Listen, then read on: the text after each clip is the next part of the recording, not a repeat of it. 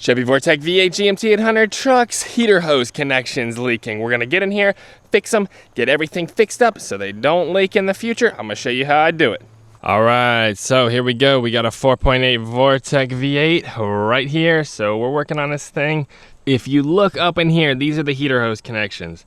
These are the ones that always go bad. They drip. Guys complain about them, but they are right up in there. You can get a closer look right there. Now you got hose clamps on there. You got two plastic connectors. So the hose comes down, down, down, down, down, down. It goes right into the top of the water pump. Well, the side of the water pump right there. And they don't normally leak down there, although they can leak right there from that plastic fitting. But we're gonna get everything swapped out so that we don't have any problems, because y'all know me, I don't like doing stuff twice. So these heater hose connections leak all the time. They're plastic, they get brittle, you know. I've seen guys replace them with metal ones. You know, locally those can be hard to find, but you get plastic ones, you can get in there. They got O-rings. Sometimes you can swap them out and replace the O-rings and seals and stuff. But I mean, normally just get a new connector, swap it out. Now in some of these hoses, you gotta make your own hose. You gotta put the ends on some of these assemblies. And sometimes you can buy completely assembled parts, but either way, we gotta replace the leaking parts with parts that aren't leaking. All right, here's what we're talking about right here. We got our parts laid out. So we got an old hose right here that leaks. We got a new one right here that hopefully doesn't leak. And then we just got a piece of heater hose. We're gonna have to make our own. So this one right here, these two, let's compare them, take a quick look at them right here. So I want you to notice right here, we have this little plastic joiner piece right here. I know, plastic, right? So it's got these plastic hose clamp thingies on here, made in a factory, you know. This one isn't leaking, but, you know, it will. And then this one right here isn't leaking, but it will. And then in there, I'm sure this one does leak, but we got a new one. So now I want you to take a look at this replacement one right here. So we got plastic right here. Okay, still plastic, but we got these hose clamps. But these aren't regular hose clamps. They're solid, so they don't dig into the tube. It's really cool, but yeah, it looks like a better design.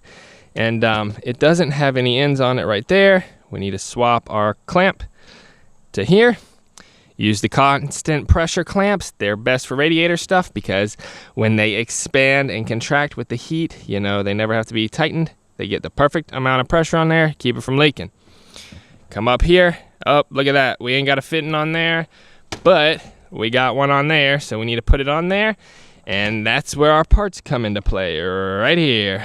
So here's our parts right here, Dorman, 800 917 and 800 916. Open them up. We can take a look at them real quick.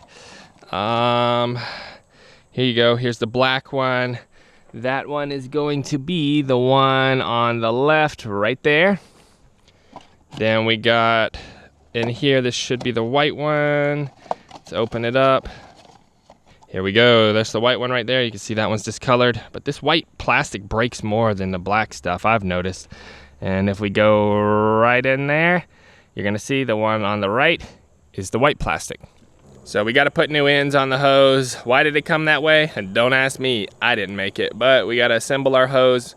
Maybe you can buy them already built. I don't know. This is what I got from the parts store. I wanted to get the metal connectors that go on the end. It seems like overkill, but I couldn't find them locally, so we're going with these.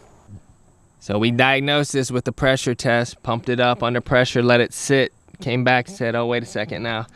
We got a leak going on, so gotta get in here and get it swapped out. Now that whole thing is dripping down there, and then the reservoir keeps getting low, man. It keeps getting super low, and I know I got more leaks than just that. It's gotta be more than just that. That's dripping, but I don't see it anywhere else. Not seeing it in the oil. Man, I hope it's not a head gasket. There's no way. Wish me luck. There's no way it's a head gasket. It's gotta be squirting out of there and somewhere else. I'd rather do a radiator than a head gasket, for sure. So we gotta make our own hoses. We got the fit in here. And then we're gonna have to get it pressed in here on this one. Y'all can buy them made, but this is how I wanted to do it. This is what I found. A little bit of oil, we'll get it in there.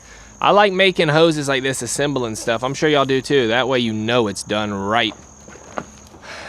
So we got to get up in here with these quick disconnect connector tools. Get in there, slip it behind it. Not fun. We got to pop the hoses off so we can get the new ones on there. And they make really cool rings too when you're not using them. It's probably gonna leak everywhere. All right, I got this one off. Ooh. Quick disconnect fitting. Of course, just dripping down there. You gotta get the thing, you know, get back behind there. You gotta push it in there to release it. That is not fun at all. We got the black hose off too. Those quick disconnect fittings in there are not fun to reach and get at. So I'm reusing these hose clamps. I'm gonna get in here and reuse them because we need them, because I couldn't find the other ones locally, but get it off. There's the old connector right there. This one's fine. It's all nasty, of course. It was leaking. It isn't broken. A lot of times these will just snap off, so. All right, there we go. I got the new fitting installed on my hose, and to get the old one off, you need a 3/4 inch quick disconnect tool. Slips right down in there. You can pop the fitting off.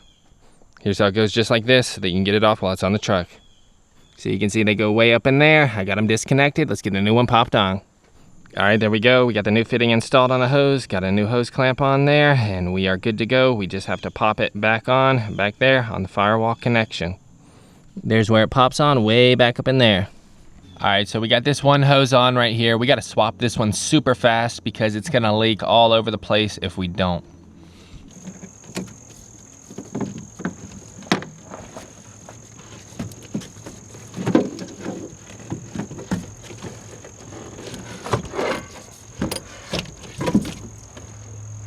So we got to get these hose clamps swapped around here. Should be in pretty good shape. Get the old one off.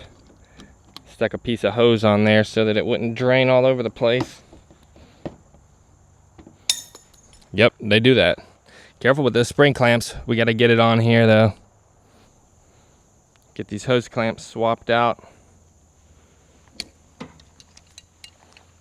So it's going to drain all over the place if you got to swap this hose out. A trick is you get a piece of hose and stick it on there. I had that old one, so I stuck it on there so it wouldn't drain from the block, but that thing is just going to drain and drain and drain. So we got a temporary hose on there so it doesn't drain all over the place.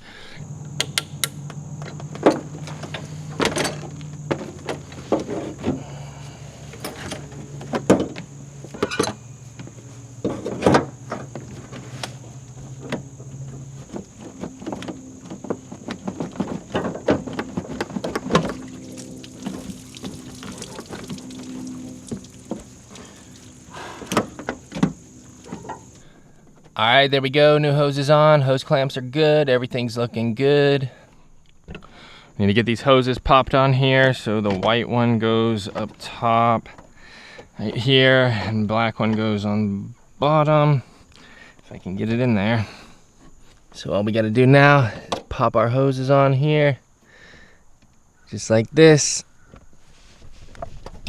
Popped on.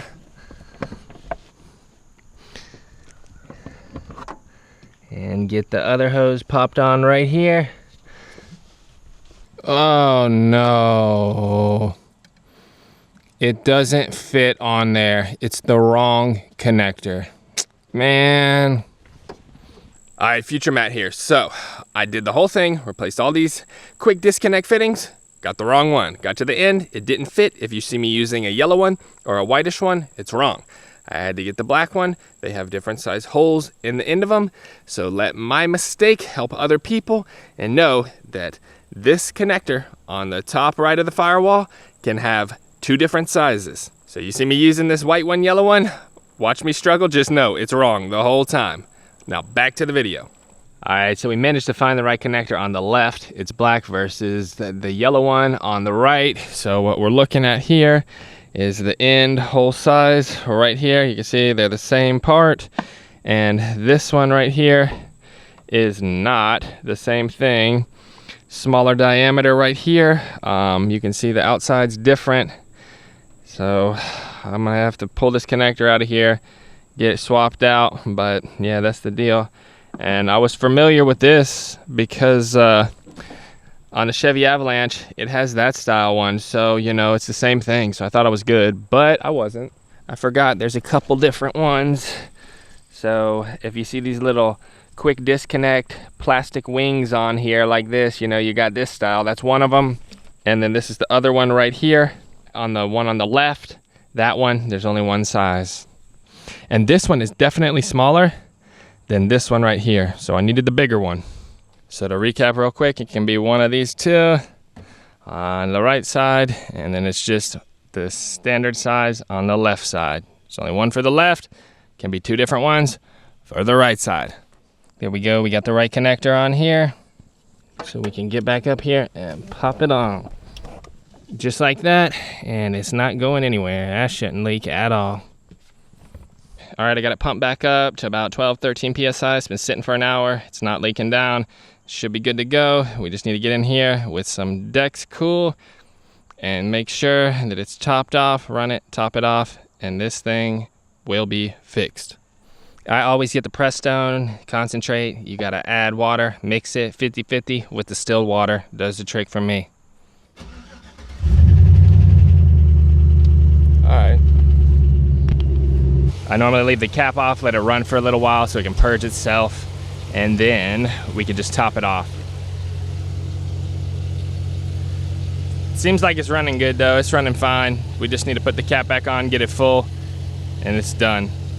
So you're gonna wanna put the heat to max and let it run on max setting so that you can get that antifreeze all through the heater core so that you get the right amount of antifreeze in the system. So it's looking good so far. It's not overheating yet, obviously. It's gotta get up the temperature. And put it through its paces here and see if it's still leaking. I don't think it is.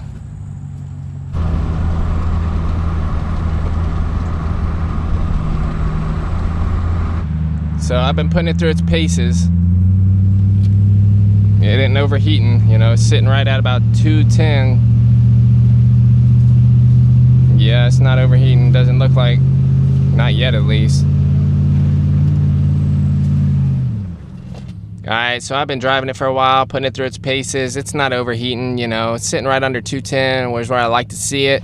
So everything else is looking good. Doesn't look like we have any problems. Before it was getting up into, you know, up here, halfway between overheating. And it's not doing that anymore, so I'd say it's fixed. Thankfully, it's not a cracked head, doesn't look like a blown head gasket either. So I'd say this is done. This is fixed, yes. There you go. We don't have any leaks up under there. That heater hose isn't leaking at all now that we got it repaired. And the coolant reservoir is looking good. It's full right there at that halfway mark, that's full. So finding the leaks is the hardest part. Once you find the leaks, get in there, get those heater hoses replaced, get the heater hose fittings replaced, get you some new hose clamps. You shouldn't have any leaks. So the plastic ones will work. They lasted 20 years, they'll last, but the metal ones are better. Either way, you get in there, swap out those connectors, and you should be good to go. Drop me a huge thumbs up down below. Don't forget to subscribe down below because I have plenty more Chevy tips coming. I'll check you out on the next video. Later.